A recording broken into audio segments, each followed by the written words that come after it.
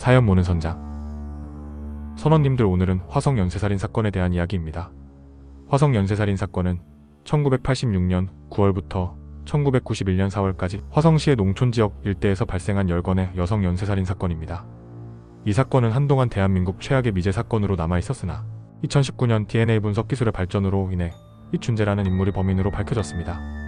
1차 사건 1986년 9월 15일 피해자 여성 71세 장소 태안읍 안영리 논두렁 특징 스타킹으로 목이 졸려 살해되었으며 시신은 다음날 발견되었습니다.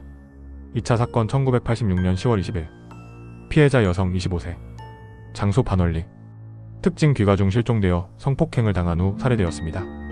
3차 사건 1986년 12월 12일 피해자 여성 25세 장소 반월동 특징 비오는 날 실종된 후 3일 뒤 시신이 발견되었습니다.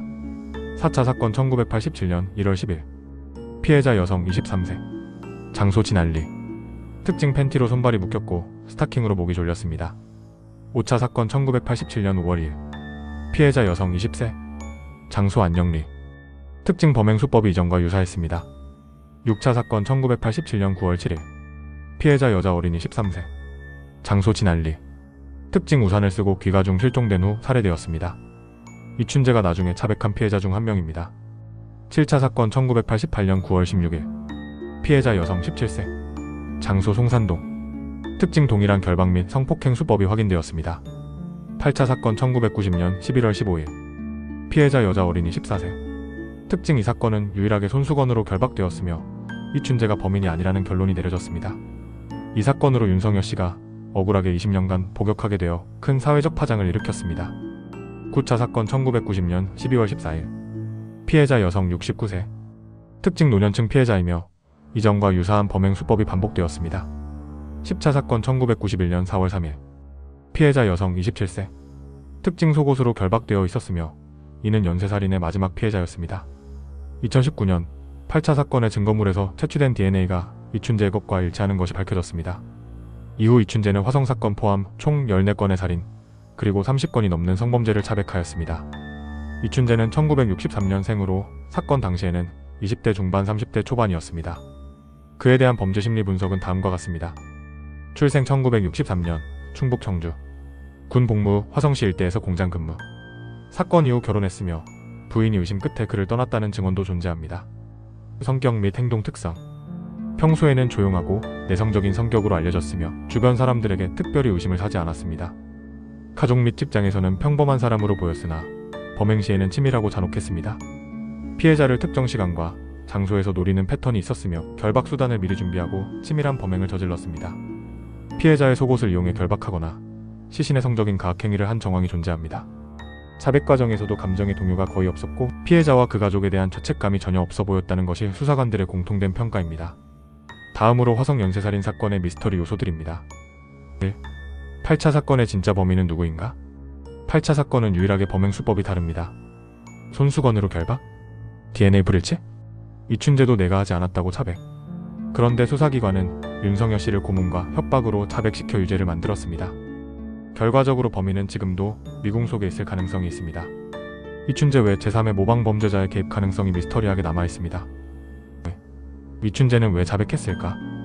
공소시효가 끝났다는 걸 알고 있어서 자백했을 수도 있지만 그렇다고 해도 30여 년 가까이 묵묵히 침묵하던 그가 갑자기 모든 범죄를 낱낱이 밝힌 이유는 모호합니다.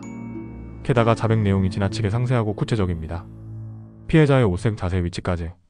그는 정말 모든 것을 기억하는 걸까요? 아니면 자기 과시와 통제욕의 표현일까요? 심리적으로도 여전히 해석이 분분합니다. 3. 경찰의 수사망을 어떻게 피했는가? 당시 21만 명을 조사하고 3,000명 이상을 지문 채취했으며 500명 이상 DNA 분석을 했습니다.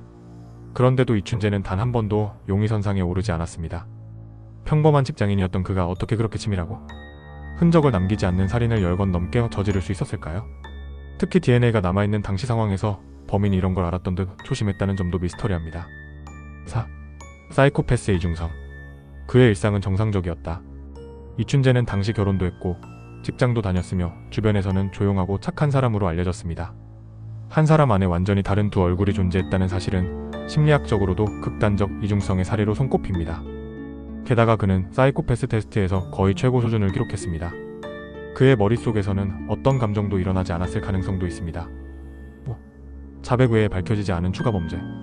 이춘재는 화성 10건 외에도 청주, 수원 등지에서 살인 4건, 강간미수, 절도 등 다양한 범죄를 저질렀다고 자백했습니다.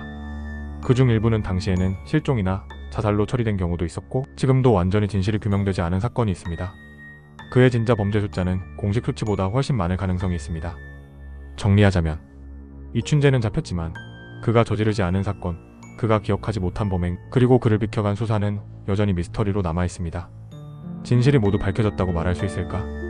아직도 그렇지 않다고 생각하는 이들이 많고 그래서 이 사건은 지금도 많은 다큐, 영화, 심리학 연구의 주제가 되고 있습니다. 이 사건은 단순한 연쇄살인을 넘어서 대한민국 사회와 사법, 시스템 전반에 깊은 질문을 던진 사건이라고 생각합니다. 결론적으로 정리하자면 이춘재는 잡히지 않으리라는 확신 속에서 제도와 사회의 허점을 뚫고 10건 이상의 끔찍한 범죄를 저질렀고 국가와 수사기관은 이를 막지 못했다는데 진실의 무게가 있습니다. 1. 과거 수사 시스템의 한계. 당시 수사기관은 열정적이었지만 과학적이고 체계적인 수사 기법이 부족했습니다. 2만 명이 넘는 용의자를 조사하고 180명 이상의 DNA를 채취했지만 정작 진짜 범인은 수사망을 빠져나갔고 심지어는 억울한 사람 윤석열 씨를 범인으로 몰아 복역하게 만들었습니다. 이는 인권 침해, 무리한 수사, 공소시효의 제도적 허점이라는 여러 문제를 드러냅니다. 이춘재라는 인간의 중성. 이춘재는 사회 속에 자연스럽게 섞여 살아가는 평범한 청년, 직장인, 이웃이었습니다. 하지만 그 이면에는 극단적인 가학성과 통제, 자기 만족을 위해 생명을 무시하는 비인간적 괴물성이 존재했죠. 그는 그 어떤 사이코패스 프로파일에 거의 완벽히 부합하는 인물이었습니다. 3. 사회의 침묵과 여성 혐오 문제.